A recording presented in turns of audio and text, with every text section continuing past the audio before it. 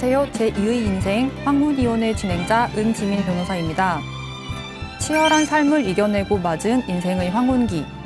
여생의 행복한 동행 대신 이혼을 선택하고 있습니다. 제2의 인생 황혼이혼에서는 황혼의 부부가 왜 이별을 결정하는지, 그 과정에서 겪는 현실적 문제들은 무엇인지에 대해서 다양한 사례를 알아보며 법률 지식을 전해드리겠습니다. 오늘은 이혼할 때 재산 분할을 어떤 방식으로 하게 되는지 말씀드려볼까 합니다. 인터넷에서 이혼 재산 분할을 검색하다 보면 가성비의 5년, 약속의 10년이라는 말을 자주 접하게 되는데요. 쉽게 말해서 혼인기간이 5년 정도 되는 부부가 이혼을 하게 되면 공동재산 증식에 경제적인 기여가 없는 전업주부라 하더라도 재산 분할을 30% 정도는 받을 수 있고, 혼인기간이 10년이 되면 재산 분할을 50% 받을 수 있다는 말입니다. 최근 짧은 혼인 생활을 하고 이혼한 유명한 운동선수의 뉴스 기사에서도 저 말이 댓글로 달리기도 하였는데요. 여기저기 자주 쓰이다 보니 무슨 법칙처럼 느껴지기도 합니다. 특히나 위자료는 많아야 5천만 원 정도라는 사실을 다들 알고 계시다 보니 요즘 상담 오시는 분들께서는 재산 분할이 어떻게 될지 더욱 궁금해 하시는데요. 최근 제가 상담을 진행한 50대 의뢰인께서는 수시로 바람을 피는 남편과 20년 넘게 혼인 생활을 하면서 못 볼 꼴을 다 보았다 보니 위자료는 관심 없고 어떻게든 재산 분할만 많이 받아서 이혼하고 싶다는 말씀까지도 하셨습니다. 이혼 후의 삶을 생각했을 때 결국 이혼에서 가장 중요한 부분은 어쩌면 돈 문제가 아닐까 싶기도 한데요.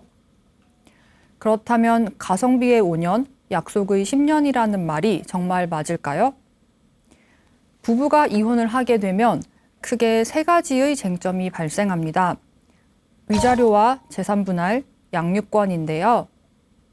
위자료는 이 혼인이 누구의 잘못으로 파탄이 됐는지 책임을 묻는 개념입니다. 쉽게 말해서 누구 때문에 이혼하게 되었냐를 묻는 것인데요. 통상적으로 배우자가 부정행위를 저지른 경우에는 부정행위의 기간과 정도, 혼인기간, 미성년 자녀의 존재 등 여러 사정을 종합적으로 고려해서 3천만 원에서 5천만 원 상당의 위자료를 받을 수 있고, 부정행위보다는 약한 정도의 책임이 있다면 500만 원에서 2천만 원 정도의 위자료를 받게 됩니다. 반면 재산 분할은 이 혼인 생활을 하면서 부부가 공동으로 축적한 재산을 어떻게 나누어 가질지 결정하는 개념입니다.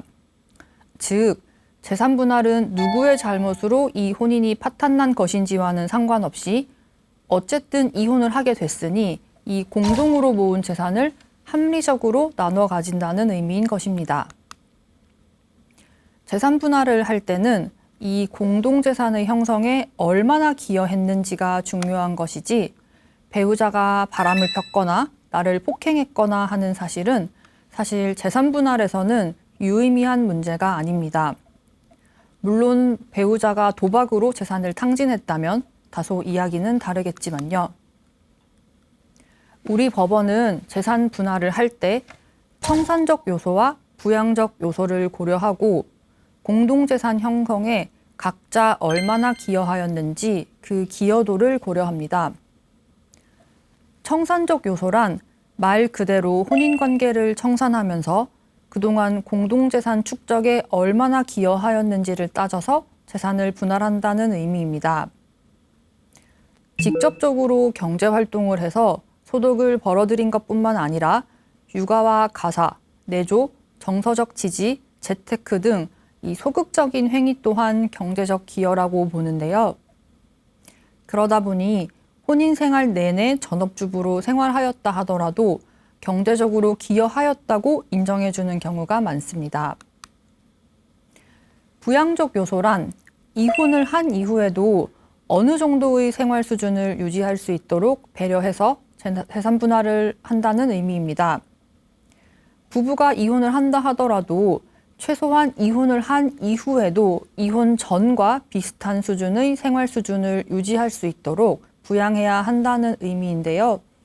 일종의 경제적 약자를 배려하는 기준이라고 보면 될 것 같습니다.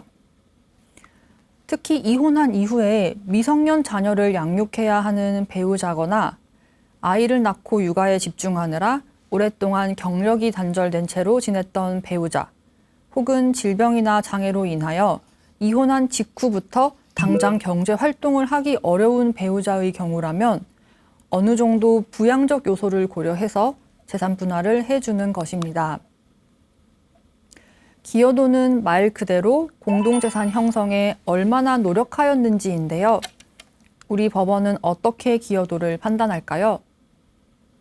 이 기여도는 직접적인 경제활동을 하는 것뿐만 아니라 경제활동을 하는 배우자를 간접적으로 내조하거나 육아 또는 가사와 같은 부분에 얼마나 참여하였는지를 고려해서 판단합니다. 혼인 기간이 얼마나 되는지도 중요한 판단 기준이 되고 부부가 각자 어느 정도의 경제적 능력이 있는지, 이혼한 이후에는 어떻게 생활하게 될지와 같은 부분도 함께 고려하게 됩니다. 우리 법원은 재산 분할 비율은 구체적인 상황을 고려하여 합리적으로 정한다라는 원칙을 고수하고 있습니다. 혼인 기간이 10년이 넘는다고 해서 무조건 재산 분할이 반씩되는 것도 아니고 외벌이를 했다고 해서 재산 대부분을 가져가는 것도 아닌 것입니다.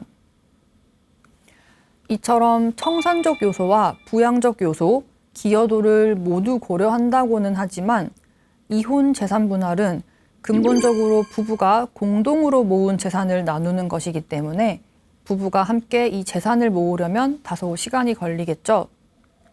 이 때문에 혼인 기간이 짧은 경우, 그리고 부부가 함께 재산을 모았다고 보기에는 어려울 정도로 혼인 기간이 짧은 경우에는 재산 분할을 하기보다는 원상회복의 법리를 적용합니다.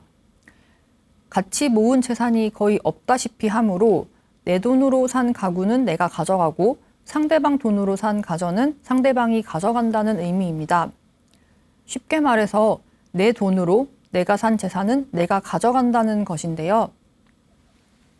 실무에서는 통상적으로 혼인 기간이 6개월 미만인 경우에는 이 공동으로 축적한 재산이 거의 없다고 보고 그냥 재산 상태를 원상 회복시키는 쪽으로 재산 분할 문제를 해결하고 있습니다.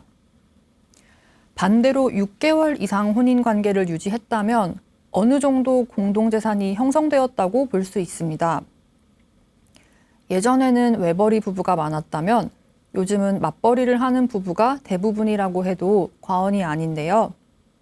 맞벌이를 하는 부부 중에서도 경제권을 합치지 않고 똑같은 금액을 공동생활비로 객출해서 공동생활에 사용하고 나머지 소득은 각자 관리하는 부부가 늘고 있긴 합니다만 이렇게 칼같이 경제권을 분리하는 부부보다는 아직까지는 경제 공동체로 생활하는 부부가 훨씬 많습니다. 내 소득으로는 대출 원리금이나 공과금, 관리비 등을 충당하고 배우자 소득으로는 식비와 자녀 학비 등을 충당하는 등 적당히 재산이 섞인 경우가 많은 거죠. 그러다 보니 혼인 기간이 길어질수록 재산은 점점 섞여서 누가 얼마만큼의 재산 증식에 기여하였는지는 정확하게 구분하기가 어렵습니다. 맞벌이 부부뿐만 아니라 외벌이 부부라 하더라도 마찬가지입니다. 오히려 외벌이 부부의 경우에는 각자 담당하는 역할이 다르기 때문에 재산 증식에 누가 얼마나 기여하였는지 더욱 구분하기가 어려운데요. 남편이 경제활동을 하고 아내는 전업주부로 육아와 가사를 전담하는 부부의 경우를 예로 들어보겠습니다.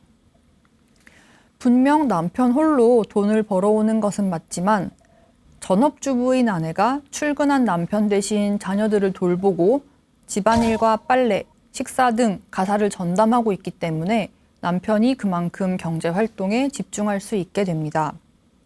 아내는 직접적인 경제활동을 하지 않을 뿐이지 전업주부인 아내 또한 남편과는 다른 간접적인 방식으로 가정 경제에 기여하고 있는 것이죠. 이처럼 부부가 혼인 생활을 하면서 서로 협력하여 축적하고 유지 증식한 이 모든 재산이 부부 공동재산이 됩니다. 재산이 누구 명의인지는 상관이 없습니다. 내 명의든 배우자 명의든 부부 명의로 된 아파트, 땅, 자동차, 예금, 주식, 코인, 보험금, 연금, 퇴직금, 호텔 회원권 등 모든 적극 재산이 부부 공동재산에 포함됩니다. 아직 만기가 되지 않은 보험의 경우에는 예상 해약 환급금이 공동재산이 되고 퇴직금 또한 이혼하는 시점에 받을 수 있는 금액으로 계산해서 공동재산에 포함시키게 됩니다. 이 모든 적극재산뿐만 아니라 대출금이나 대여금 채무 등 이 모든 소극재산도 부부 공동재산에 포함됩니다. 부부가 공동생활을 하기 위해서 받은 생활자금 대출이나 주택담보대출도 전부 공동재산이 되는데요. 그렇다면 부부의 명의로 된 이 모든 재산이 이혼할 때 분할되는 재산일까요? 그렇지는 않습니다. 개인이 가진 특유재산은 재산 분할의 대상이 되는 공동재산이 아닌데요. 이 특유재산에는 부모님으로부터 증여받거나 상속받은 재산, 결혼 전부터 이미 소유하고 있던 재산, 로또 당첨금 등이 있습니다. 이 특유재산은 혼인과는 상관없이 형성된 나의 고유한 재산이므로 원칙적으로는 분할 대상 재산이 아닙니다. 우연히 내가 부모님으로부터 증여받은 재산은 오직 나와 부모님의 노력과 운에 의한 것이므로 배우자의 노력이 전혀 없었고 내가 산 로또가 1등이 당첨되어 받은 당첨금 또한 오직 나의 노력과 운으로 형성한 재산이기에 거기에 배우자가 기여한 것은 전혀 없기 때문입니다. 다만 내가 결혼하기 전부터 부모님으로부터 아파트를 증여받았다 하더라도 10년, 20년 혼인 생활을 하면서 그동안 배우자가 이 아파트를 같이 관리하거나 했다면 특유재산도 예외적으로 분할 대상 재산에 포함됩니다. 물론 기여도에 있어서는 상당히 제한적이겠죠. 왜냐하면 배우자는 이런 특유재산의 취득에는 아무런 기여가 없고 오직 유지와 증식에만 기여가 있기 때문에 분할 대상 재산에 포함된다 하더라도 분할되는 정도는 상당히 제한되는 것입니다. 또한 부부 공동생활과는 무관한 대출이나 채무 또한 분할 대상에서 제외됩니다. 예를 들어 내가 배우자 몰래 도박을 하기 위해서 대출을 받았거나 나 혼자 사채를 하기 위해서 사채를 썼다고 한다면 이는 공동생활을 위한 대출이 아니기 때문에 공동재산에서 제외되며 이혼하게 되면 나의 고유 채무가 되는 것입니다. 그렇다면 구체적인 사례를 통해서 이혼 시 재산 분할이 어떻게 되는지 살펴보도록 하겠습니다. 첫 번째 사례의 주인공은 전업주부인 50대 여성으로 남편과 약 20년 동안 혼인 생활을 유지하면서 슬하에 자녀를 1명 두고 있었습니다. 은행원이던 주인공은 계속 맞벌이를 하다가 자녀가 태어나면서는 직장을 그만두었고 그 이후로 약 15년 동안 육아와 가사를 전담하며 남편을 내조하였는데요. 남편은 공무원으로 근무하면서 자신의 월급을 전부 주인공에게 가져다 주었고 주인공은 남편의 월급을 쪼개어 알뜰하게 살림을 하고 남는 돈은 저축을 하였습니다. 주인공이 알뜰하게 살림을 한다고 했지만 아무래도 자녀가 크면서 점점 지출이 늘어나기 시작했는데요. 공무원 월급은 정해져 있는데 자녀 교육비는 점점 늘다 보니 주인공은 자신이 돈을 벌 방법은 없을지 여러 가지로 궁리를 했습니다. 자녀를 돌봐야 했기 때문에 고정적인 직장을 구할 수는 없었고 고민하던 주인공은 동네 부동산 아주머니의 권유로 부동산 공부와 주식 공부를 시작하였는데요. 자녀가 학교에 가 있는 동안 주인공은 동네 부동산들을 돌아다니고 정기적으로 스터디 모임에도 참여하면서 어디가 입지가 좋은지, 재건축 예정이 있는지, 근처에 지하철이 들어온다는 소식이 있는지 여러 정보를 모았고 이 남편의 월급을 저축해둔 종잣돈으로 흔히 말하는 갭 투자를 하였습니다. 이렇게 주인공이 거의 15년 동안 열심히 재테크를 한 결과 주인공은 자신의 명의로 번듯한 아파트 2채와 분양권 하나를 갖게 되었습니다. 남편 월급으로는 절대 기대할 수 없을 정도로 재산을 늘렸던 것이었는데요. 주인공이 이처럼 공동재산 증식을 위해서 노력하는 동안 남편은 단 한 번도 이를 도와준 적이 없었고 오히려 처음에는 핀잔만 주었다고 합니다. 남편은 다소 심약하고 겁이 많은 성격이었기 때문에 혹시 금전적으로 손해를 볼까봐 주인공이 부동산 투기를 하는 것을 극심하게 반대했다고 하는데요. 손해를 보지 않을 거라는 확신이 있었던 건지 주인공은 남편의 반대에도 불구하고 열심히 재테크를 했고 결국 재산을 상당히 불리게 되었습니다. 재테크에 성공하고 나서부터는 남편도 주인공의 재테크를 응원했다고 하는데요. 그런데 이렇게 특별히 문제가 없어 보이던 주인공 부부의 결혼 생활은 주인공 때문에 하루아침에 파탄나게 됩니다. 주인공이 부동산을 보러 다니고 이런저런 모임을 하면서 알게 된 남성과 부정행위를 하게 된 것이었는데요. 남편은 20년 동안 꼬박꼬박 월급 전부를 생활비로 주었고 한 번도 한눈을 판 적이 없었는데 주인공이 바람을 핀다는 사실을 알고 극심한 충격과 배신감을 느꼈습니다. 더 이상 주인공과 혼인 생활을 하지 못하겠다는 판단을 내린 남편은 주인공을 상대로 이혼 소송을 제기했고 재산 분할로는 공동재산의 50%를 주장했습니다. 남편으로부터 이혼 소송을 당한 주인공은 분명 자신이 바람을 핀 것은 잘못했지만 재산 분할을 50대 50으로 하는 것은 너무 억울하다는 입장이었습니다. 남편이 20년 동안 공무원 생활을 하면서 돈을 벌어온 것은 맞지만 현재 주인공 부부가 갖고 있는 집 2채와 분양권은 오로지 주인공이 부동산 공부를 하고 발품을 팔아가면서 노력해서 일군 것이기 때문이었습니다. 남편의 월급으로는 절대 사지 못할 아파트를 주인공 덕분에 2채나 살 수 있었던 거죠. 오히려 남편은 주인공이 부동산 투기를 하지 못하도록 강경하게 반대를 하기까지 했는데 재산을 반이나 떼주는 것은 너무 억울하다는 입장이었습니다.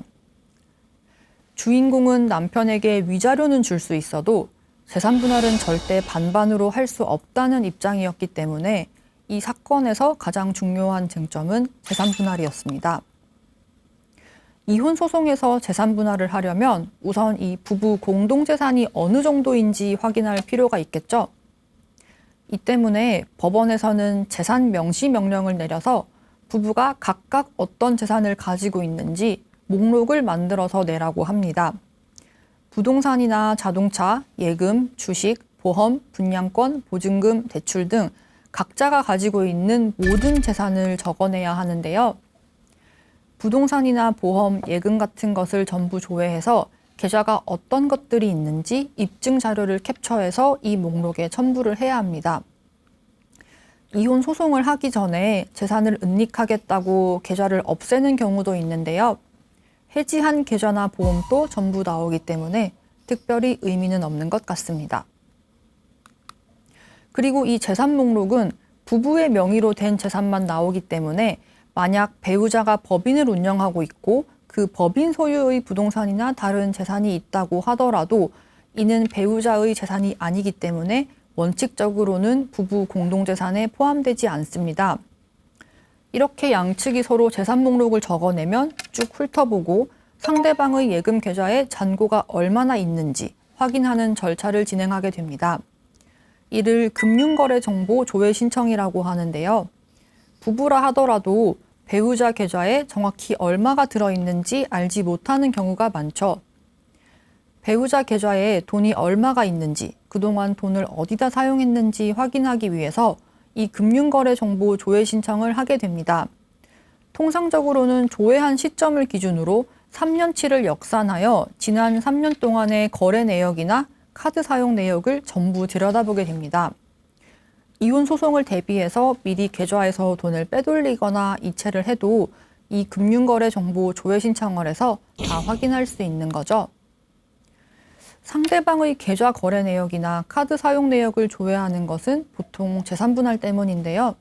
이렇게 재산 분할을 하기 위해서 상대방 카드 사용 내역을 조회했는데 그 안에서 모텔 결제 내역이 나오는 경우도 종종 있어서 뜻하지 않게 배우자의 부정행위 증거를 찾아내는 경우도 있었습니다. 주인공 부부도 공동재산의 액수를 확정하기 위해서 재산 명시 절차와 금융거래정보 조회 신청 절차를 거쳤는데요. 부부 명의로 된 모든 재산이 나온다고 말씀드렸잖아요. 이 절차를 진행하면서 남편이 그동안 주인공 몰래 주식을 하면서 상당한 돈을 날린 것을 알게 되었습니다. 남편은 그동안 월급에서 비자금으로 일부를 떼고 주인공에게 갖다 주었고 그렇게 쌓인 비자금이 거의 5천만 원 정도였습니다. 문제는 남편이 이 비자금을 전부 주식에 투자하였다가 손실을 90%나 봤던 것이었는데요. 주인공은 자신이 15년 동안 부동산 스터디 모임을 하면서 투자 정보를 수집하고 공부했던 자료를 제출하면서 오직 주인공의 노력으로 재테크를 해서 현재의 재산을 형성한 점을 강조했고 오히려 남편은 주인공이 재테크하는 것을 강경하게 반대하고 말렸던 사실을 주장했습니다. 그리고 남편은 주인공 몰래 비자금을 만들어 주식 투자를 했고 오히려 손실을 크게 입어서 부부 공동재산을 감소시켰다는 점, 주인공이 20년간의 혼인 생활 내내 전업주부로 육아와 가사를 전담했던 점, 신혼집 전세 자금을 친정에서 지원했고 종종 친정 부모님으로부터 생활비까지 지원받았던 점도 같이 주장했습니다. 반면 남편은 자신이 20년 동안 외벌이를 하면서 생계를 책임졌고 주인공은 결국 남편이 벌어다 준 돈으로 재테크를 했으며 혼인기간이 20년으로 길기 때문에 재산 분할은 반씩 나누는 것이 맞다는 주장을 하였습니다. 이 주인공 부부는 끝까지 재산 분할로 치열하게 다투었는데요. 결국 주인공이 재산의 60%, 남편이 40%를 가져가되 주인공이 보유하고 있는 집 2채와 분양권 중에서 집 1채를 남편에게 재산 분할로 명의 이전해주는 방향으로 결정되었습니다. 물론 주인공은 남편에게 위자료 3천만 원 또 지급해야 했습니다. 재산 분할이 저렇게 나온 이유는 혼인 기간이 20년이나 되었고 주인공이 전업주부였음에도 불구하고 주인공이 재산의 증식에 상당히 기여하였다는 주장이 받아들여졌고 반면 남편은 몰래 주식 투자를 해서 오히려 큰 손실을 봤다는 사실이 인정되었기 때문이었습니다. 두 번째 사례의 주인공은 50대 여성으로 남편과 결혼한 지는 15년이 조금 넘었습니다. 이들 부부 사이에는 자녀가 2명 있었는데요. 주인공 부부는 둘 다 의사였는데 주인공은 남편과 결혼하고 몇 년 동안은 페이닥터로 일을 하다가 둘째를 출산하면서 자녀 양육에 집중하기 위해서 일을 그만둔 상태였습니다. 남편은 주인공과 결혼하면서 개원을 하였는데요. 상당히 큰 규모로 개원을 하느라 남편은 10억 원 정도 대출을 받았고 주인공 부모님이 개원 비용으로 10억 원 정도를 지원해 주었습니다. 평범하고 무난한 결혼 생활을 하던 중 주인공은 어느 순간부터 남편의 행동이 이상하다는 생각을 하게 되었습니다. 회식을 별로 좋아하지 않던 남편이 어느 날부터는 자꾸 병원에서 회식을 한다며 늦게 귀가했고 병원이 휴진하는 일요일에도 업무 처리를 해야 한다며 종종 출근하는 일도 있었는데요. 직감적으로 이상하다고 느낀 주인공은 남편이 회식한다고 할 때마다 몰래 남편의 병원 근처에서 잠복을 하였습니다. 주인공은 근처 카페에 앉아서 남편이 병원 건물 밖으로 나오는지 정말 회식을 하러 가는지 주의 깊게 살펴보았는데요. 그렇게 몇 번을 시도한 끝에 퇴근 시간이 한참 지난 후에 남편과 어떤 여성이 팔짱을 끼고 나오더니 함께 남편의 차에 탑승해서 어디론가 이동하는 장면을 포착할 수 있었습니다. 남편과 동승한 여성은 남편 병원의 간호사였는데 주인공도 몇 번 인사한 적이 있는 사이였습니다. 남편이 바람을 피우고 있다는 사실을 알게 된 주인공은 극심한 충격을 받았는데요. 주인공은 우선 부정행위 증거부터 수집하기로 하였습니다. 남편을 따라다니며 불륜 현장을 직접 확인할 용기까지는 없었던 주인공은 탐정사무소에 의뢰를 하였는데요. 약 1달 동안의 추적 끝에 주인공은 탐정사무소로부터 남편의 부정행위 증거를 전달받았습니다. 놀랍게도 남편은 병원 간호사뿐만 아니라 또 다른 여성과도 부정행위를 하고 있었습니다. 심지어 남편은 주인공 몰래 병원 근처의 오피스텔 한 채를 계약해서 내연녀들과 불륜을 하는 용도로 쓰고 있었는데요. 이 모든 사실을 알게 된 주인공은 더 이상 남편과의 혼인을 유지할 수 없다고 판단하고 남편을 상대로 이혼 소송을 제기하였습니다. 남편이 2명의 내연녀와 부정행위를 했다는 것은 명백했고 양육권 다툼도 특별히 없었기 때문에 결국 주인공 부부는 재산 분할로 다투게 되었습니다. 주인공 부부에게는 아파트 전세 보증금과 예금 등을 합쳐서 적극 재산으로는 15억 원 정도가 있었고 소극 재산으로는 개원 비용으로 받았던 대출 잔액이 약 3억 원 정도가 있었습니다. 전부 다 남편의 명의였고 주인공 부분의 순재산은 결국 12억 원이었는데요. 주인공은 남편과 결혼할 때 시가에서는 지원을 해준 것이 전혀 없었고 친정에서는 남편 개원 비용을 10억 원이나 지원을 해줬다는 점을 강조했습니다. 그리고 주인공 또한 결혼하고 몇 년 동안은 경제 활동을 했고 그 이후로는 전업주부로 지내면서 자녀 양육과 가사를 전담했으며 남편의 내조를 게을리하지 않았다는 점 또한 강조했습니다. 반면 남편은 결혼 당시에는 자신이 아무것도 없이 맨몸으로 왔던 것은 사실이지만 약 10년 동안 홀로 병원을 운영하고 주말에도 진료를 보며 벌어들인 소득으로 대출 대부분을 갚았고 15억 원 상당의 전세 보증금과 예금까지 모았다는 점을 내세웠습니다. 법원은 어떤 판결을 내렸을까요?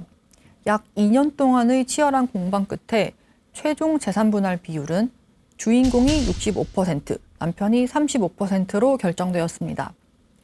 법원은 혼인기간이 15년으로 결코 짧다고 할 수는 없고 혼인기간 대부분을 남편이 외벌이를 한 사실은 인정되지만 남편이 현재의 고수입을 얻을 수 있었던 것은 결혼할 당시에 주인공 부모님으로부터 개원 비용 10억 원을 지원받았기 때문이고 주인공 또한 둘째를 출산하기 전까지는 소득 활동을 했으며 전업주부를 하면서 육아와 가사에 전담하고 남편 내조를 하였기 때문에 오히려 공동재산 형성에는 주인공의 기여가 훨씬 크다고 판단하였습니다.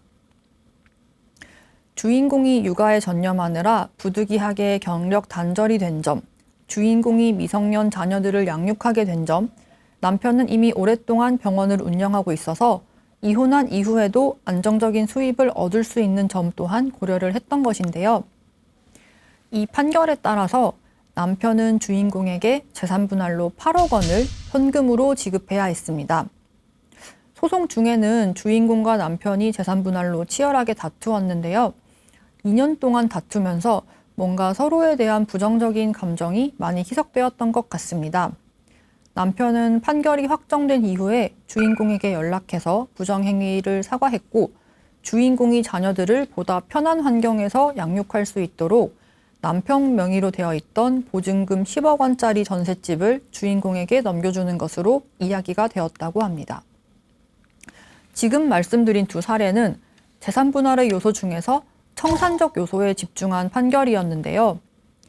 혼인생활 동안 누가 경제활동을 했는지, 혼인기간은 얼마나 되는지, 가사와 육아 분담은 어떻게 했는지, 공동재산의 유지와 증식에 누가 더 많이 노력하였는지를 다각적으로 고려한 판결이었습니다.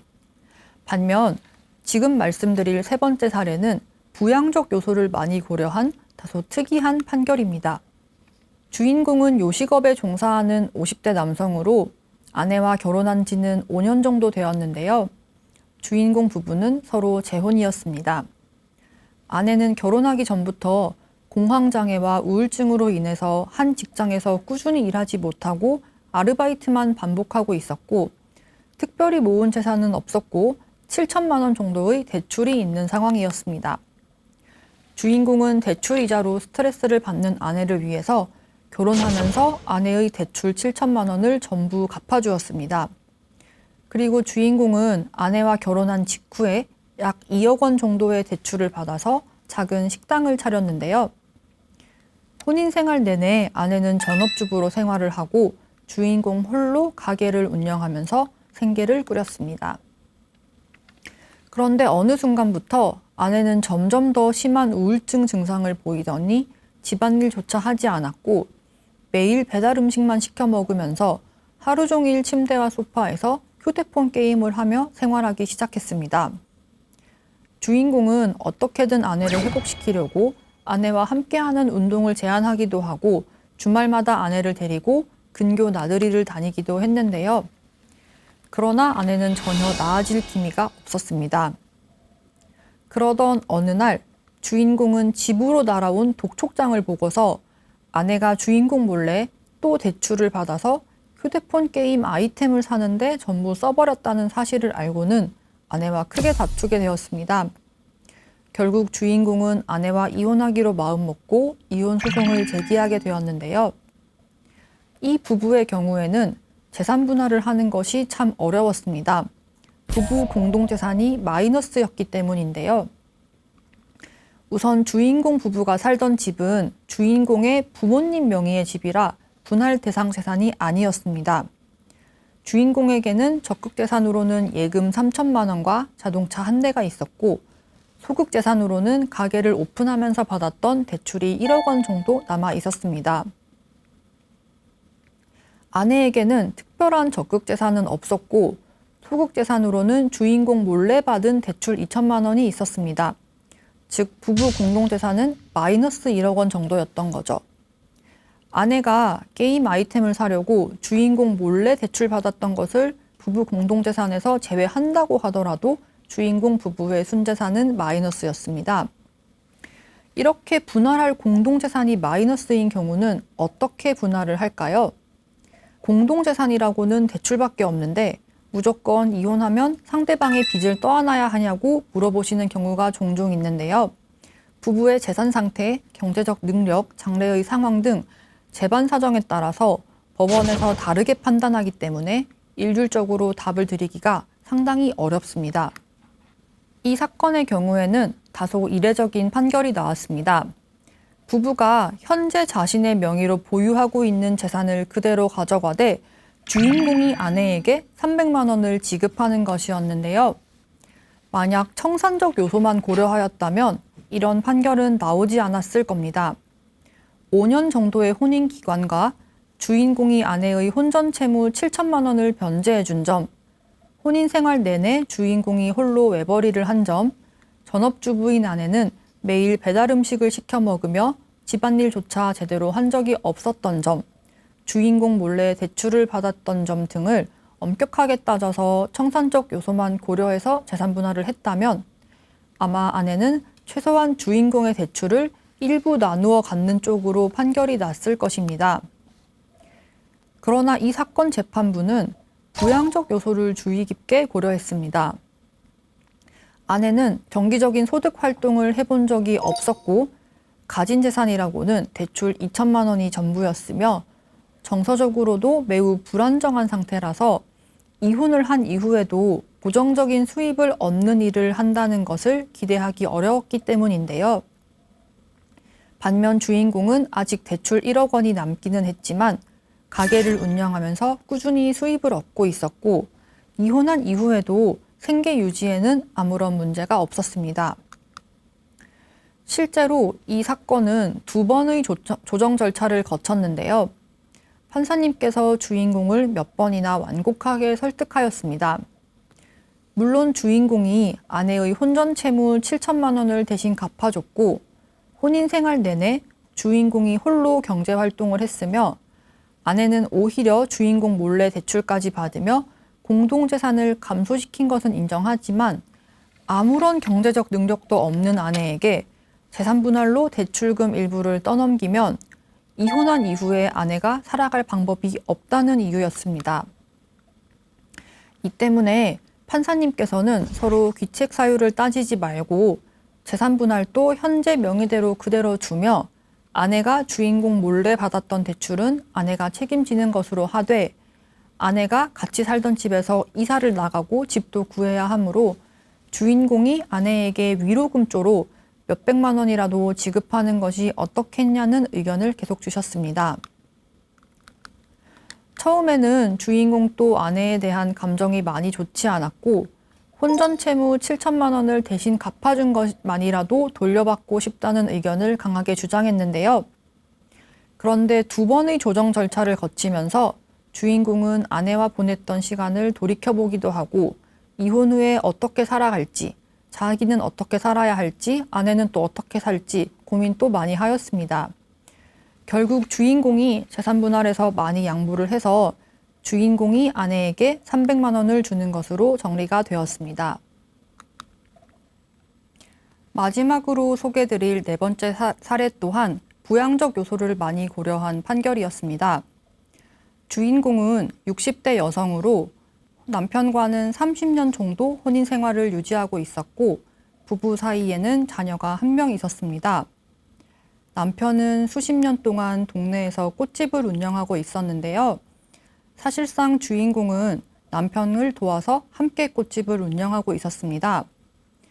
그렇게 30년 동안 지내다가 주인공 부부는 극심한 성격 차이와 애정 상실로 이혼을 결심하게 되었는데요. 주인공과 남편 모두 이혼에는 동의를 하였기 때문에 이 부부의 이혼 소송에서 쟁점이 되는 것은 재산분할 뿐이었습니다.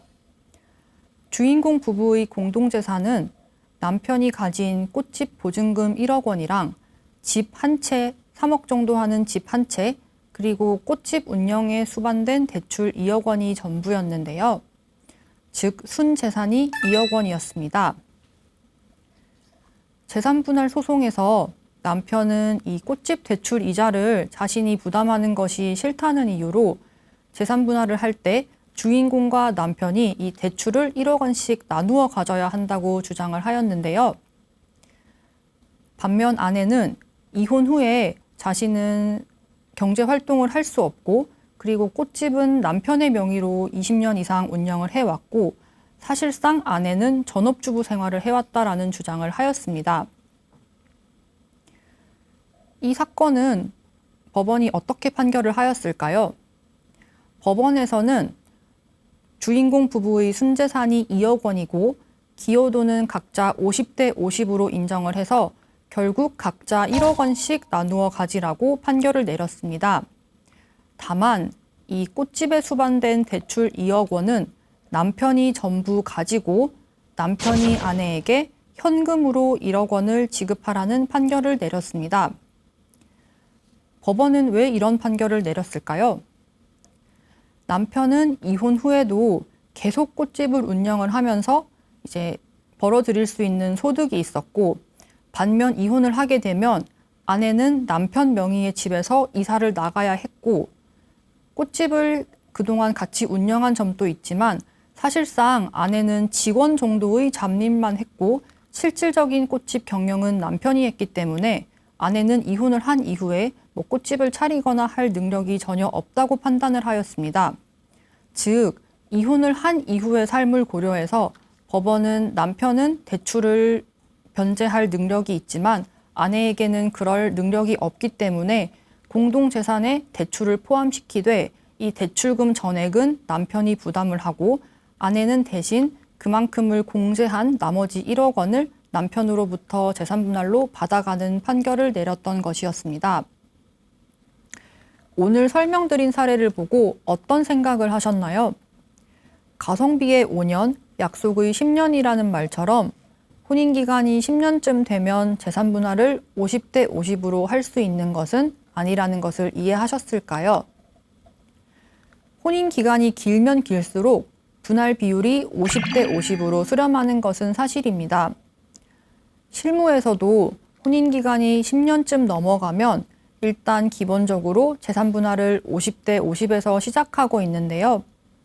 그러나 앞서 말씀드린 것처럼 직접적인 경제활동을 얼마나 했는지, 결혼할 때 양가 지원을 얼마씩 받았는지, 신혼집이나 혼수를 누구 돈으로 마련했는지, 재테크를 어떻게 해서 재산을 얼마나 증식시켰는지, 육아와 가사를 어떻게 분담하였는지와 같은 청산적 요소를 고려하고 이뿐만 아니라 이혼한 이후에 생계를 꾸릴 경제적인 능력이 있는지, 미성년 자녀를 양육하게 되는지, 상대방으로부터 양육비는 얼마나 받게 되는지와 같은 이 부양적 요소까지 전부 고려해서 이 재산 분할 비율을 조정하게 됩니다. 특히 황혼 이혼을 하는 부부의 경우에는 아무래도 남편이 경제 활동을 하고 아내는 전업주부로 지낸 경우가 많기 때문에 더더욱 재산 분할을 할 때 청산적 요소보다는 부양적 요소를 고려할 수밖에 없습니다. 재산 분할은 단순히 돈을 어떻게 나눌 것인지의 문제가 아닙니다. 이혼을 한 이후에 내가 어떻게 여생을 살아갈 것인지를 정하는 과정이라는 점에서 재산 분할은 어쩌면 이혼 소송에서 가장 본질적인 쟁점이 아닐까 싶습니다. 이혼을 한 이후에도 가능한 이혼 전에 누리던 삶을 영위할 수 있도록 합리적인 재산 분할을 받기 위해서는 홀로 대응하시기보다는 법률 전문가의 도움을 받는 것을 권해드립니다. 오랜 세월 함께 해온 부부가 이혼을 결심하는 것은 비단 두 사람만의 일이 아닙니다. 어려운 결정을 하시기 전에 진솔한 대화와 진심 어린 이해로 서로를 다시 한번 돌아봐 주십시오. 그래도 할 수밖에 없는 결심이라면 저희 제2의 인생 황혼이혼이 올바른 선택을 돕는 길잡이가 되어드리겠습니다. 함께해 주셔서 고맙습니다.